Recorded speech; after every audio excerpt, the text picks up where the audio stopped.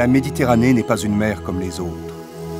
Depuis l'aube des temps, elle a enfanté sur ses rivages des myriades de civilisations. L'Ausonia, grand paquebot blanc, d'escale en escale, va nous faire découvrir certains joyaux de la Méditerranée occidentale.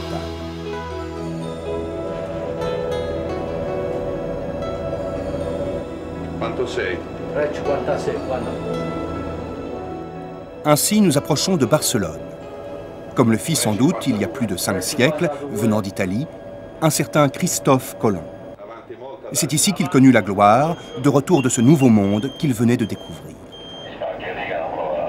En attendant d'arriver à Gênes, sa ville natale et dernière escale du voyage, Christophe Colomb, dont la statue se dresse au sommet d'une colonne à l'entrée du port, nous accueille en pays catalan.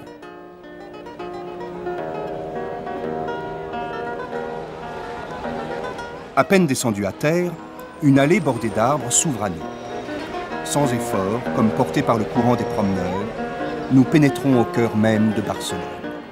Nous sommes sur les Ramblas. Pour nous, la Rambla est l'endroit le plus important de Barcelone. C'est l'endroit où l'on se retrouve, où l'on se promène, où il fait bon vivre.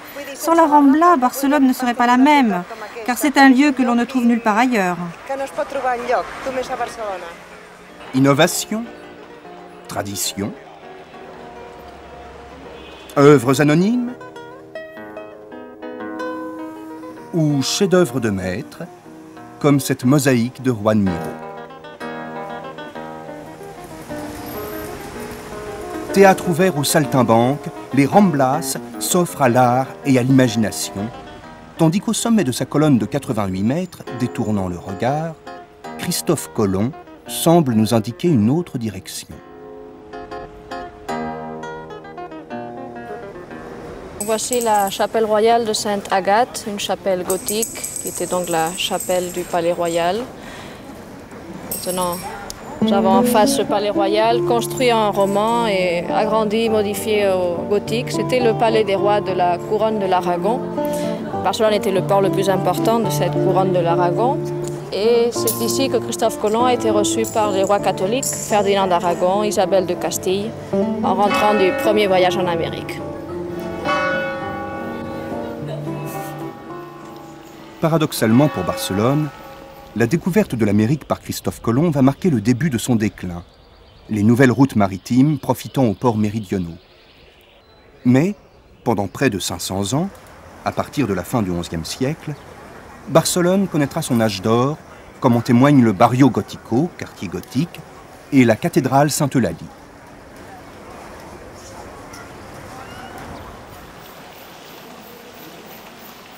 Sous le gouvernement des comtes de Barcelone, la cité connaît une activité maritime intense en Méditerranée occidentale. Barcelone devient l'égale de Gênes ou de Pise. Son hégémonie s'étend aux Baléares, à la Sicile, à la Corse, et jusqu'en Sardaigne et en Grèce. Donc le cloître de la cathédrale a été construit après l'église, à la fin du XVe siècle. C'est l'un des coins les plus tranquilles de la vieille ville. Vous avez les oies, les seules qui dérangent là, vraiment le calme. Elles sont là depuis toujours, depuis l'époque romaine. Il y a eu des oies ici, ce sont les gardiennes du temple. Et nous avons par terre toutes les tombes des membres de la haute hiérarchie ecclésiastique, de la noblesse et de la haute bourgeoisie, qui sont enterrés là au XVIe, XVIIe, XVIIIe siècle.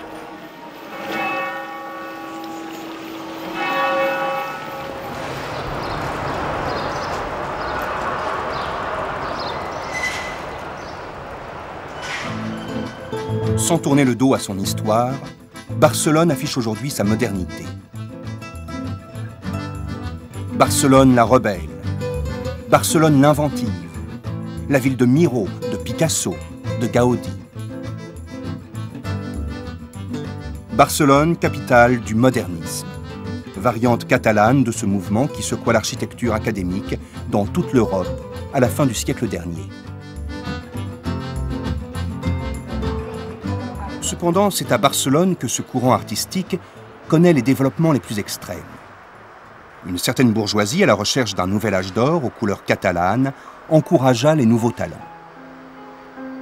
Inspiré du gothique, influencé par l'art mauresque, comme ici au Palais de la musique catalane, imaginé par Domènech Montaner, le modernisme fut plus qu'un simple courant artistique. Entraînant non seulement les architectes, mais également des mosaïstes, des céramistes, des ferronniers, il devint un véritable mouvement social et un style de vie.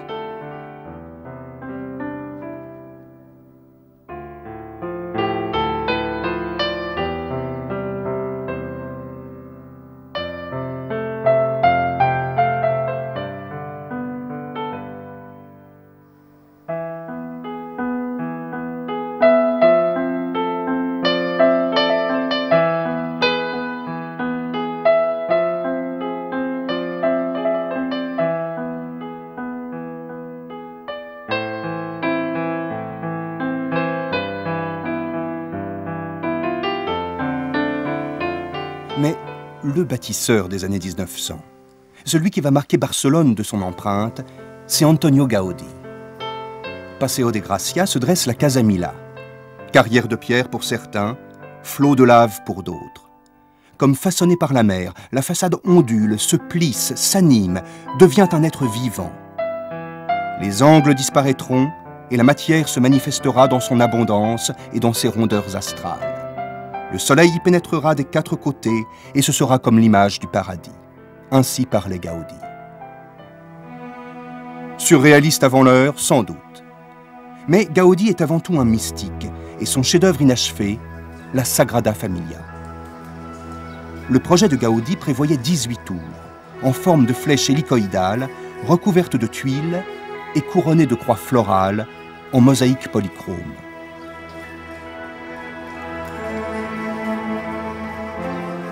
Voici l'abside de l'église, c'est la partie la plus ancienne, commencée par l'architecte Villard dans le style néo-gothique. Ensuite, la partie supérieure a été terminée par Gaudí. Il a rajouté les sculptures des lézards, des serpents, il y a aussi des coquillages et des escargots.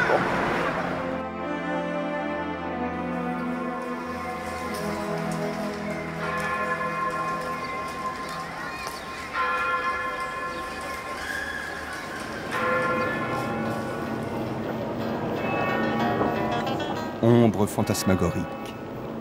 Les tours de la Sagrada Familia, de la cathédrale gothique, se fondent dans le crépuscule. Christophe Colomb regarde avec nostalgie les bateaux quitter le port, tandis qu'à bord de l'Ausonia, le commandant accueille ses passagers. Bonsoir, messieurs les commandants, je vous en prie, madame. Bonsoir, madame. Bonsoir, messieurs. Ciao, signorina, dammi la mano. Sedetemi, il comandante, prego. Buonasera a lei, prego, il comandante, mi permette. Permetta il comandante, prego, signora. Buonasera, benvenuti. Prego, il comandante, permettete. Prego, la signora il comandante, mi permetta, prego. Buonasera, benvenuti, prego, il comandante. Bonsoir madame, bonsoir mademoiselle, bonsoir messieurs. Soyez les bienvenus pour cette cocktail de la bienvenue. Schönen Abend, meine Damen und Herren. Herzlich willkommen for the Willkommen Cocktail. Good evening, ladies and gentlemen. Welcome to the Welcome Cocktail. Damas y caballeros, queridos amigos, bienvenidos por el cóctel de las bienvenidas.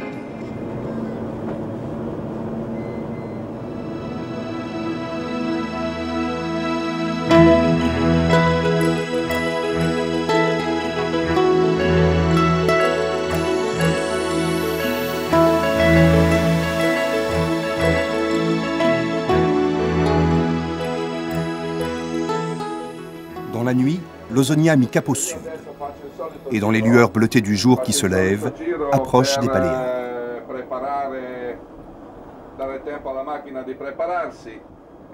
Les passagers dorment encore. Dans la passerelle, l'officier de quart calcule la route d'approche.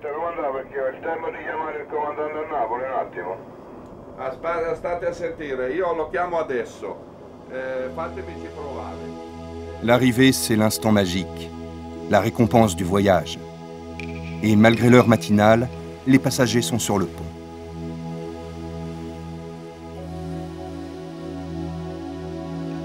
Arrivant par le sud, l'Ausonia pénètre dans la rade d'Ibiza, découvrant les puissantes murailles de la ville dominées par l'église Santo Domingo et la cathédrale.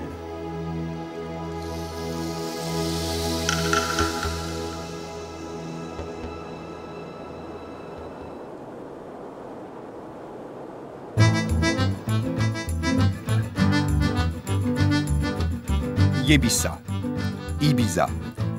L'île doit son nom aux Arabes qui l'occupèrent jusqu'en 1235, date de sa libération par les comtes de Barcelone.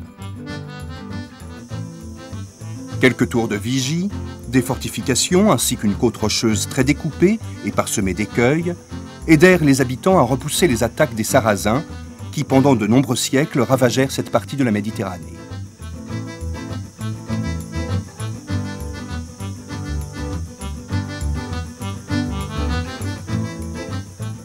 Malgré un climat aride, Ibiza offre l'aspect d'un grand jardin où poussent lauriers roses sauvages et arbres fruitiers.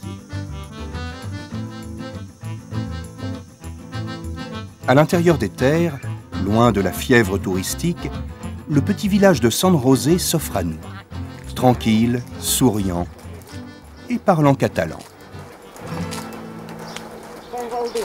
Oui, on porte 2 robes pour les travaux des champs. Pour travailler. Oui, pour travailler. Mais vous n'en portez qu'une en ce moment. Non, quand on va travailler dans les champs, voici comment on les porte. Les 2 robes l'une sur l'autre, et on travaille comme ça. Vous êtes de San José? Vous êtes né ici? Oui, nous sommes de San José. Nous sommes nés et avons grandi ici. Vous habitez dans une maison par ici?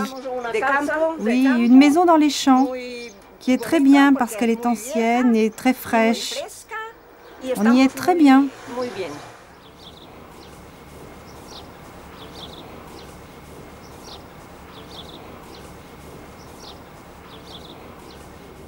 Un cadran solaire en guise d'ex-voto, l'église de San José ressemble à ses habitants. Simple, mais riche de trésors cachés.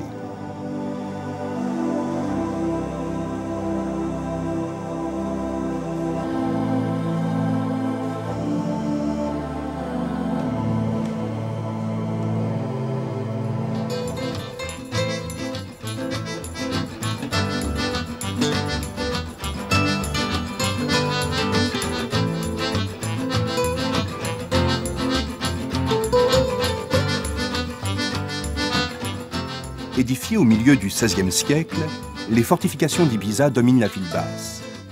Les murailles, marquées par endroits de bastions, cernent la ville haute.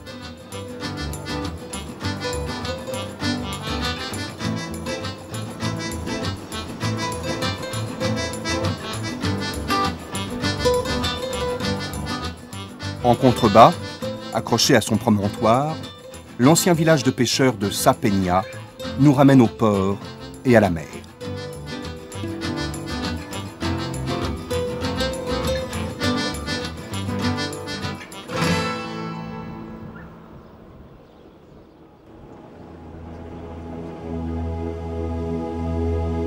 Lentement, l'Ausonia quitte Eivissa, comme l'appellent les Catalans, et longeant un instant encore la côte où domine la citadelle, prend le chemin de la haute mer en direction de Palma de Majorque, la grande île des Baléares.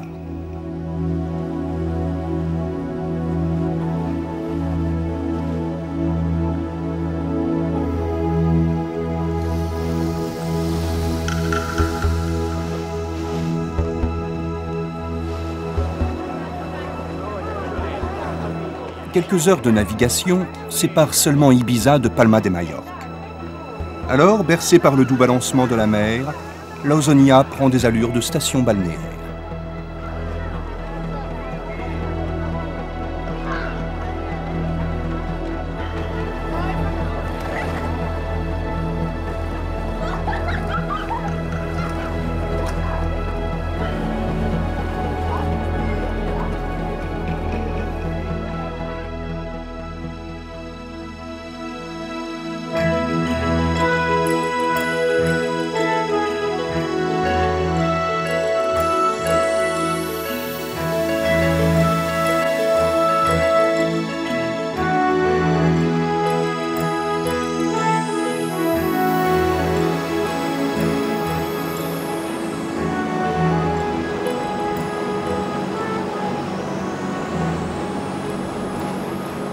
l'Ausonia réduit sa vitesse.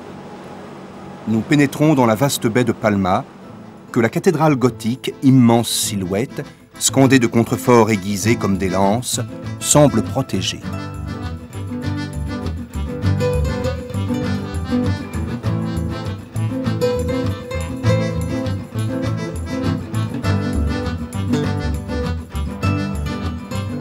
Une fois à quai, l'échelle de coupée installée, le débarquement peut commencer. Y compris pour le directeur de croisière qui s'accorde une journée de détente.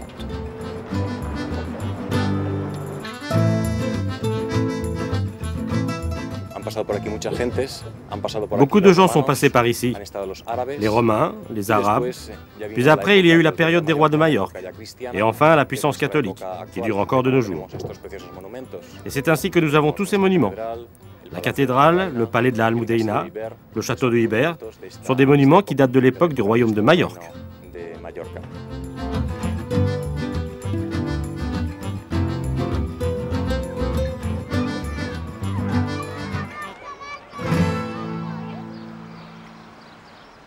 Palma, c'est ma ville. C'est la capitale de l'île de Majorque. C'est une île très touristique, mais aussi une île enchanteresse, riche d'endroits magnifiques. Seul le bruit des pas sur le sol vient rompre le silence des rues de la vieille ville. Sur des chapiteaux sculptés, des visages anonymes venus du Moyen-Âge semblent protéger des regards indiscrets le calme patio de la Casa Olesa. Derrière les palmiers de la Plaza de la Reina se découpent les flèches de la cathédrale, la Seo, comme on l'appelle à Palma.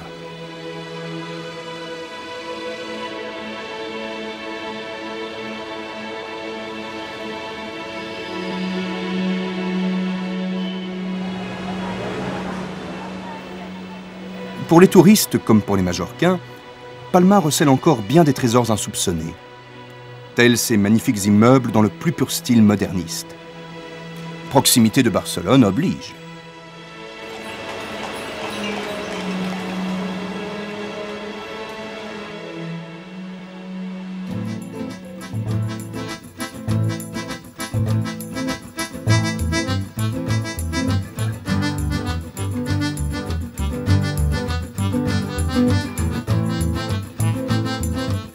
Prenons la route en direction de la Sierra del Norte, qui abrite le village de Valdemosa. À l'emplacement d'une ancienne chartreuse, édifiée en l'an 1300, se dresse aujourd'hui un monastère du XVIIIe siècle. Valdemosa serait sans doute resté inconnu si au cours de l'hiver 1838, George Sand et Frédéric Chopin n'étaient venus y abriter leur amour.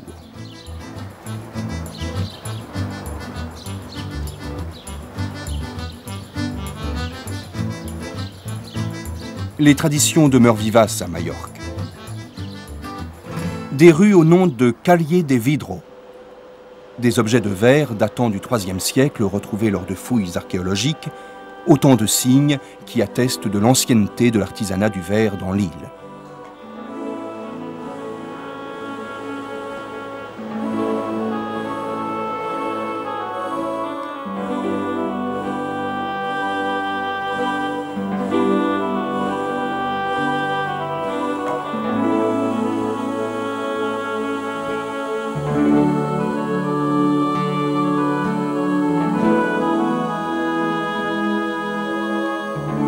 Doucement, la lumière crépusculaire irise la mer, renvoyant à l'obscurité les puissants rochers de la Calobrada. Alors, suspendant sa chute au-dessus de l'horizon, dans un ultime éclat, le soleil parade, fait sa roue, comme pour défier la nuit qui approche avec son cortège de lumières artificielles.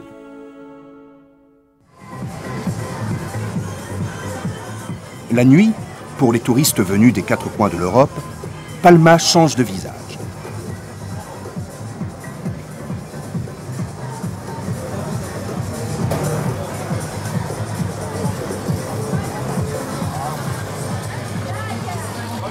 Mais sous le masque de Palma la futile, se cache encore Majorque l'authentique.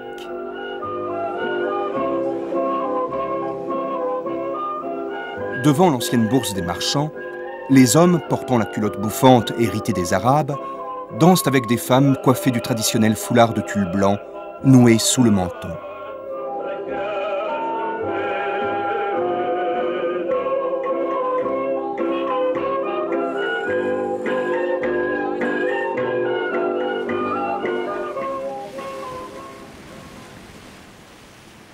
l'Ausonia reprend la mer.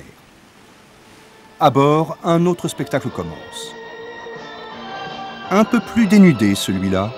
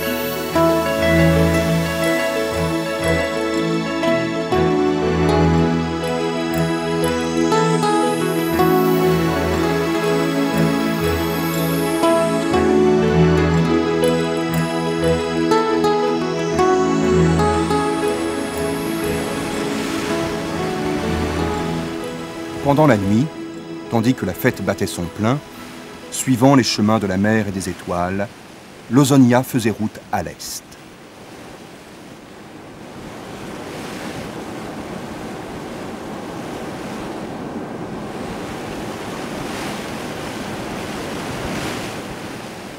Au matin, le bleu de la Méditerranée a des reflets d'Afrique.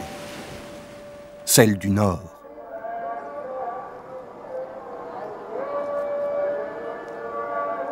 L'oriental des 1001 nuits.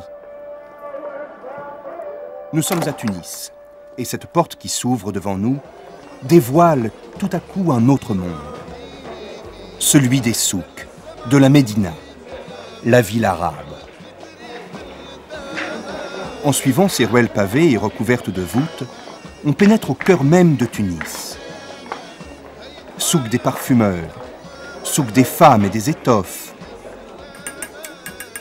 souk des orfèvres et du cuivre que des artisans travaillent, perpétuant ainsi la tradition de l'arabesque berbère.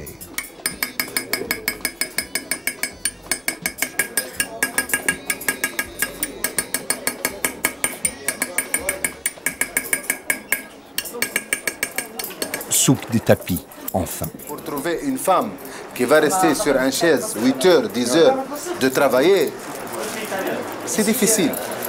Ça veut dire c'est difficile. Alors, le touriste, lorsqu'il voit un tapis fait main, il passe ici dans nos ateliers, regarde des femmes comment elles travaillent, ça veut dire même lui, il ne pense pas qu'il y en a encore des femmes qui restent debout 10 heures, 8 ans, tisser.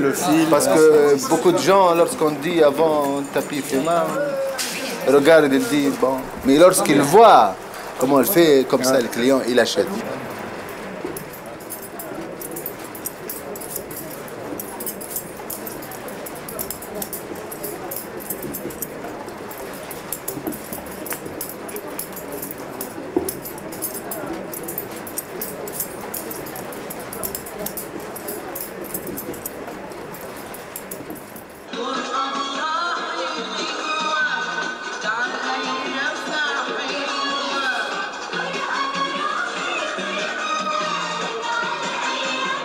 Le labyrinthe des ruelles de la Médina n'abrite pas que le travail des artisans.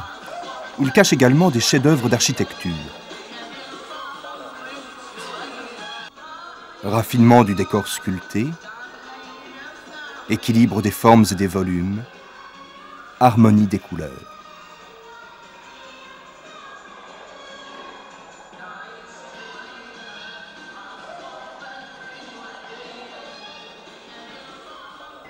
L'autre visage de Tunis, c'est celui de la ville moderne.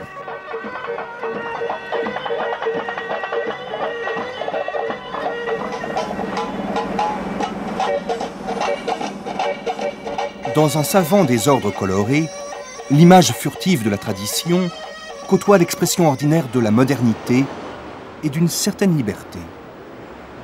le tout avec une nonchalance tout orientale.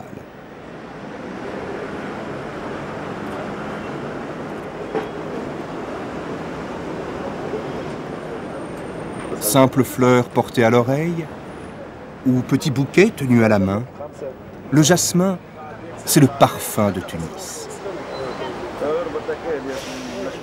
Son odeur sucrée est partout. Dans les rues,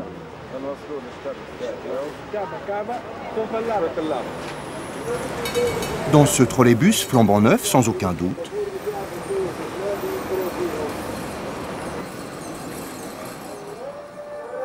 peut-être même à la mosquée, à l'heure de la prière. Depuis les minarets de la Zitouna, la grande mosquée de Tunis, le muezzin appelle les fidèles à la prière.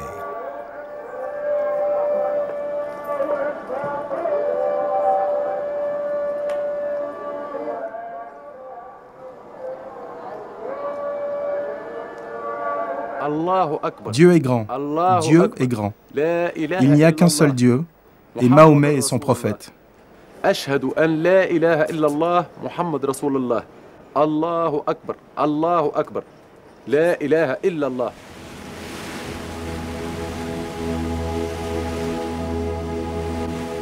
Tandis que le soleil disparaît derrière les montagnes du Tel, l'Ausonia quitte la baie de Tunis et met le cap au nord.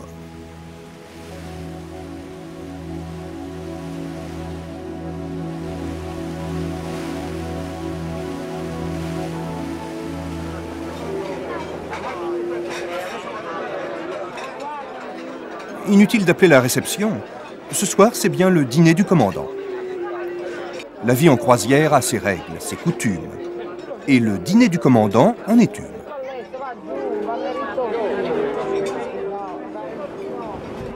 Et tandis que nous poursuivons notre route en direction de la Sicile, dans le grand salon, le directeur de croisière, décidément très talentueux, joue avec le feu.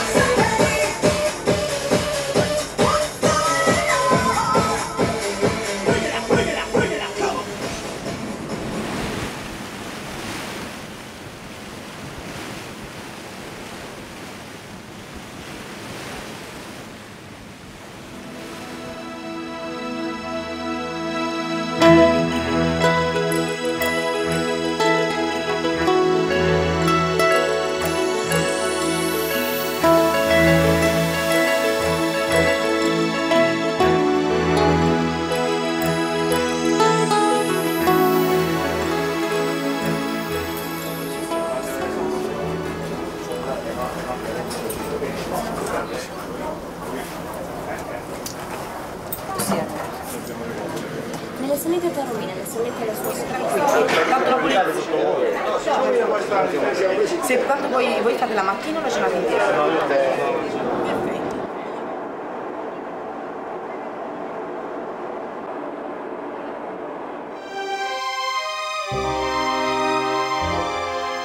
Triangle montagneux situé à moins de 100 km de l'Afrique, à 3 km seulement de la péninsule italienne, la Sicile est la plus grande île de la Méditerranée. Phéniciens, Grecs, Romains, Byzantins, Arabes, Normands, de tout temps elle a fasciné les hommes, et jusqu'à aujourd'hui fait parler d'elle.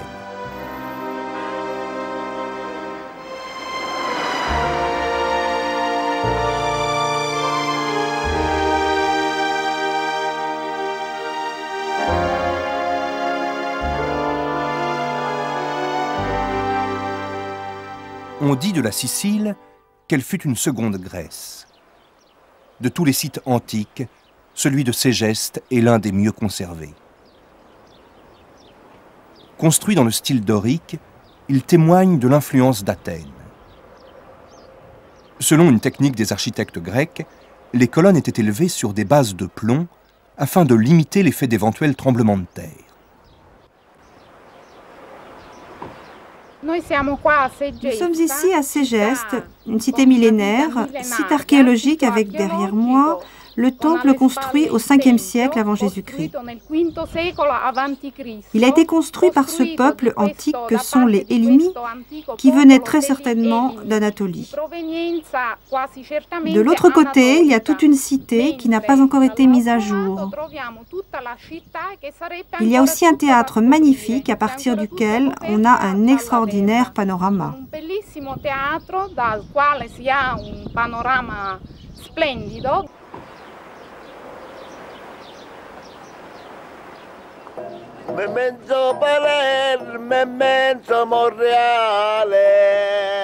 Autre lieu, autre époque. Nous voici à Montréal. La cité est célèbre pour sa cathédrale, chef-d'œuvre de l'art normand, mais aussi pour ses charrettes peintes qui vantent les mérites des paladins, ces seigneurs qui guerroyaient aux côtés de Charlemagne.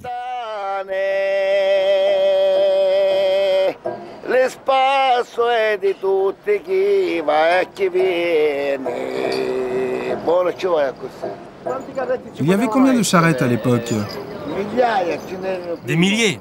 Avant, il y en avait des milliers. Parce qu'on transportait de tout avec ces charrettes. Des fruits, Des touristes aussi? Non, les touristes, ils viennent ici que depuis 25 ans.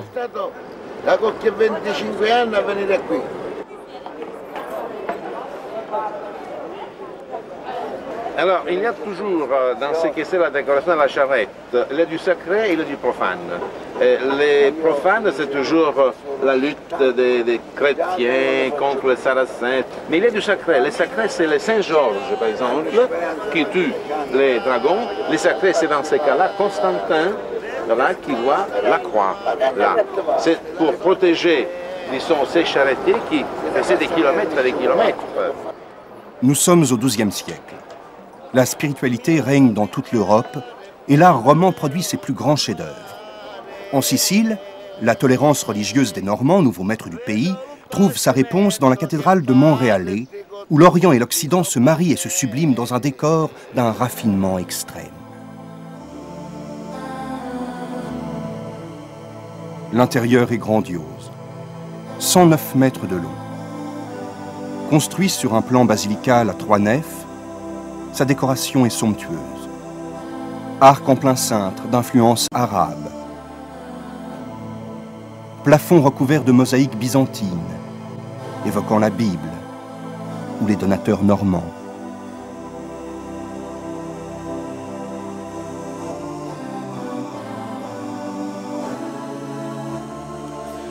D'après ce qu'on raconte, le roi Guillaume, qui n'avait pas d'enfant, avait bâti la cathédrale de Montréal à la Vierge pour avoir la grâce d'avoir des enfants. Donc là, on voit le roi en train d'offrir l'église et la Vierge va recevoir les cadeaux.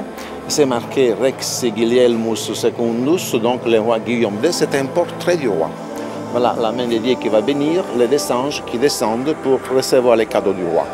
Malgré ça, le roi n'aura pas d'enfant. Avec lui se termine la période qu'on appelle normande de Sicile. Donc c'était le 1189, quand le roi était mort. Comme la cathédrale, le cloître est l'œuvre de Guillaume II. Et les petites arcades d'inspiration arabe sont soutenues par 228 colonnes géminées, décorées de mosaïques.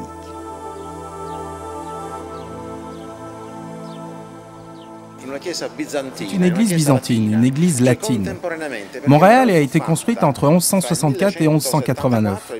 Donc imaginez que des artistes arabes, latins et byzantins travaillaient ensemble. Ça se passait comme ça dans la Sicile d'il y a 8 ou 900 ans. Parce que la Sicile étant au centre de la Méditerranée, on y venait d'Afrique, d'Europe, de l'Orient, de l'Occident. Il y avait des Hébreux, des Latins, des Byzantins, des Normands, des Arabes, qui grâce à une tolérance exceptionnelle vivaient ensemble. Cette tolérance religieuse entre les églises latines, byzantines, orientales, des mosquées, des synagogues, eh bien aujourd'hui on la retrouve dans l'art et l'architecture.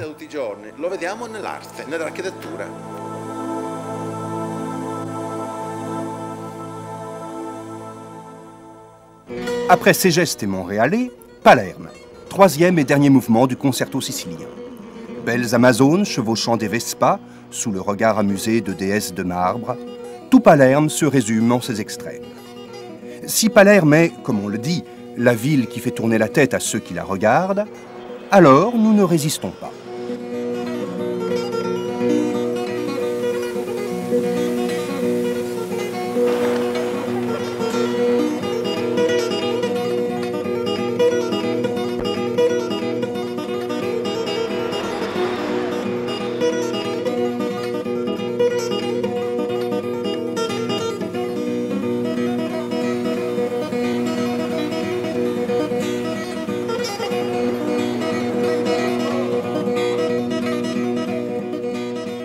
Fontaine Pretoria, chef-d'œuvre de la sculpture Renaissance. La Martorana et son gracieux campanile roman.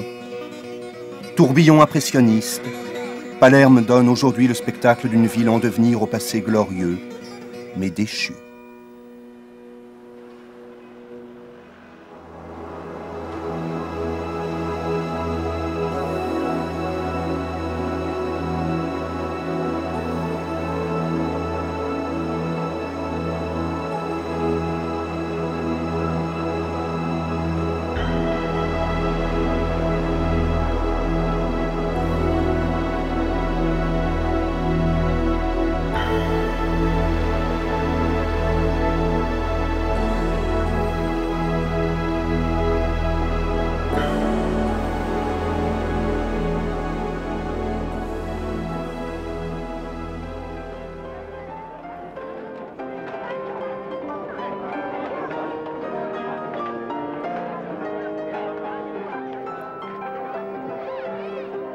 Leçon de calcul.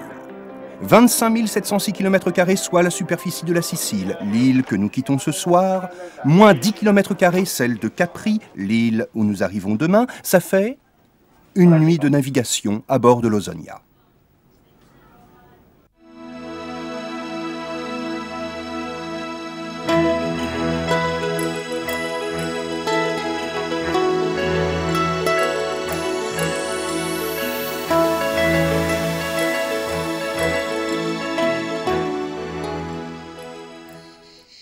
L'histoire de Capri commence avec les empereurs romains Auguste et Tibère, qui en firent leur résidence privilégiée. Tombée dans l'oubli pendant près de 2000 ans, Capri sera au XIXe siècle l'île heureuse des romantiques allemands, avant de devenir, jusqu'à aujourd'hui, un des hauts lieux du tourisme international. Depuis la maison San Michele, située sur les hauteurs du village d'Anacapri, nous apercevons Marina Grande, le port, et les eaux bleutées du golfe de Naples, où l'Ausonia a jeté l'ancre.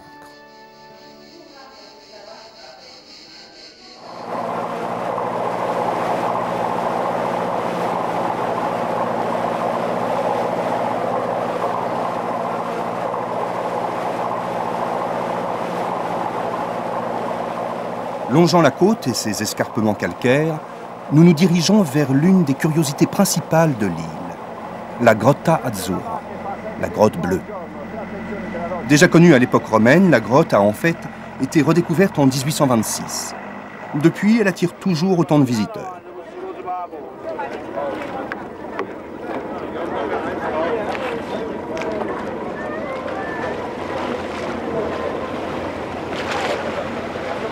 Attendant la bonne vague qui portera son embarcation, le marin se présente devant l'entrée de la grotte et, par l'étroite ouverture aménagée dans la paroi rocheuse, prenant bien soin de se baisser, s'élance et pénètre à l'intérieur.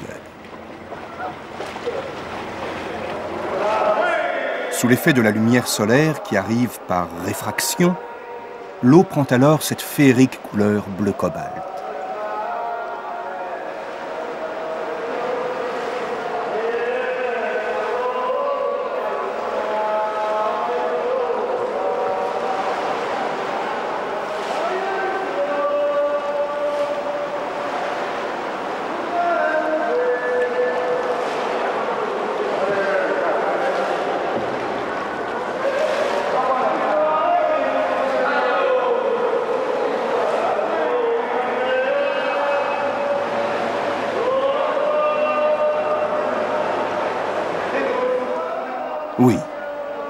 La Grotta Azzurra mérite bien son nom.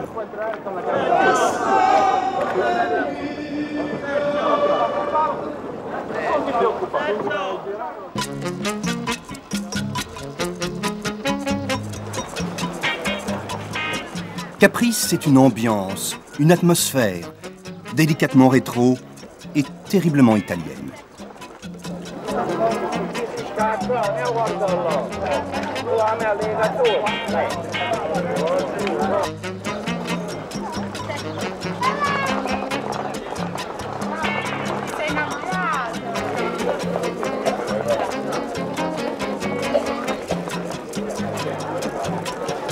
Oui, buongiorno.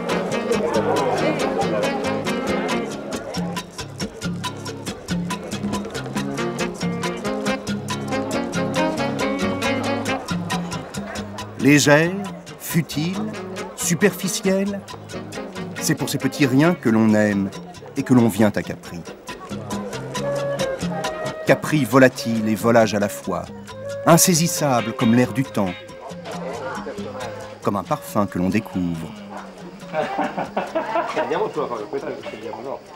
comme un sourire. Pour les femmes, on a Capri, Caprissimo. Alors dis-moi quelque chose, elle est vraie la légende sur Capri et ses amoureux? Oui, bien sûr, c'est vrai. Et les parfums y contribuent. Et tu en connais quelques-uns d'amoureux célèbres? Il y a eu Liz Taylor et...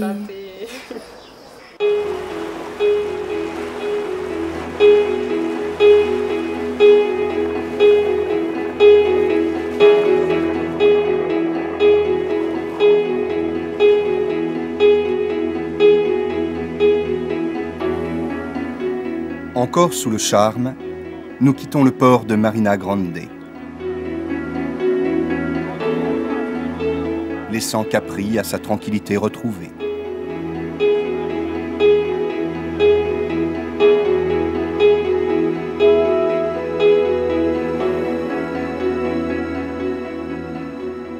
Parlare dell'Ausonia per me è molto facile.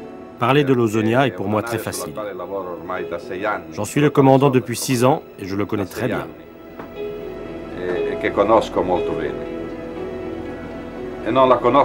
Je ne suis pas seul à connaître le bateau. Beaucoup de passagers qui ont effectué la croisière avec nous le connaissent. C'est un bateau très connu dans la Méditerranée et qui a une grande tradition de croisière.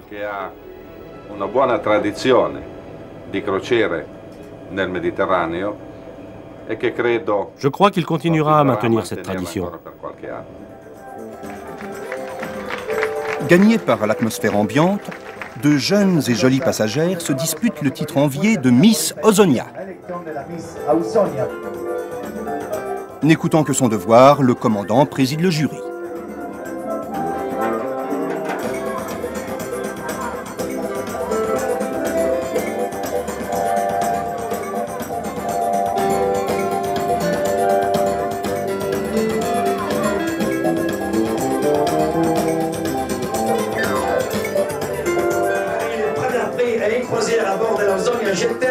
Miss Ausonia è il numero 14.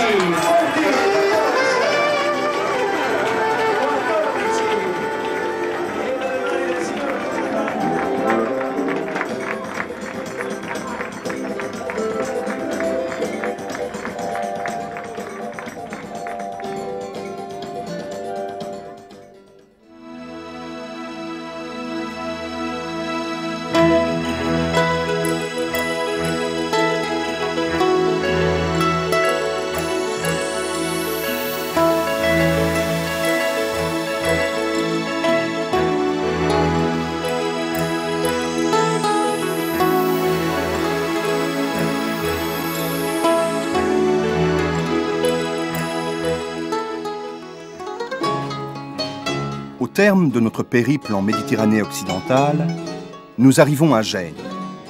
Ainsi retrouvons-nous Christophe Colomb le Génois, qui nous avait accueillis à Barcelone. L'histoire de Gênes se confond avec celle de son port. Étagée sur de hautes collines, la ville tout entière est comme un amphithéâtre tourné vers la mer. Palais et jardins, églises et fontaines, Gênes est riche d'innombrables chefs-d'œuvre qui témoignent de sa puissance passée et en font l'une des plus belles cités maritimes de la Méditerranée.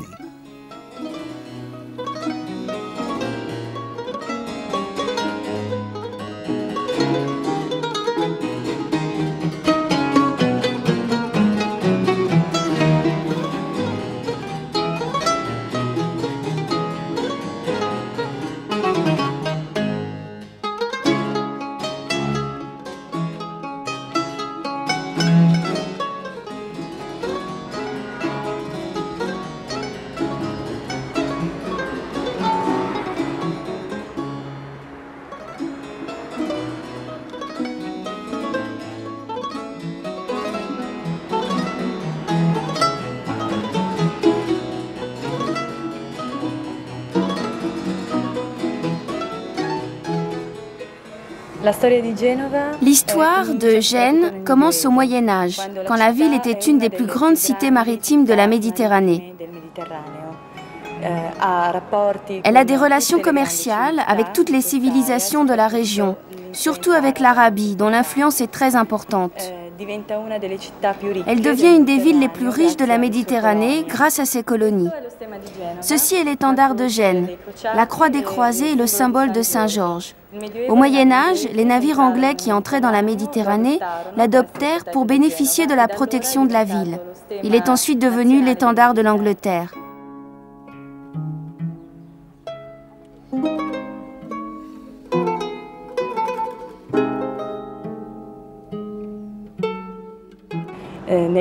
À l'époque de la Renaissance, Gênes est la ville des grands banquiers qui ont des rapports commerciaux avec les empereurs d'Espagne, Charles Quint et Philippe II surtout. Et cette richesse se retrouve notamment à l'intérieur des différentes villas et palais.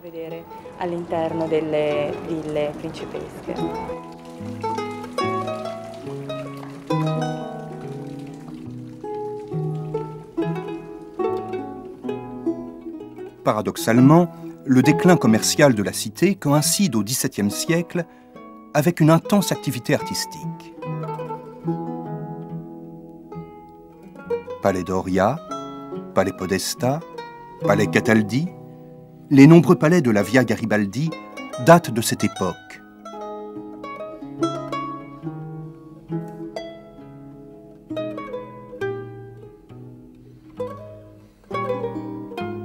C'est à cette époque également que viennent à Gênes de grands peintres flamands comme Rubens et Van Dyck.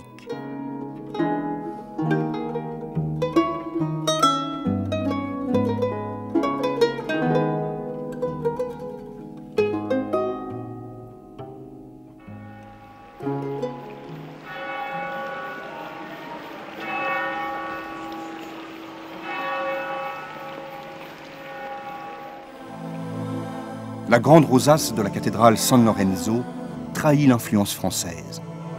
Cependant, les colonnes de porphyre surmontées de chapiteaux sculptés et les arcs en deux teintes lui confèrent une atmosphère toute particulière, comme la façade en marbre à bandes blanches et roses, typique du gothique génois.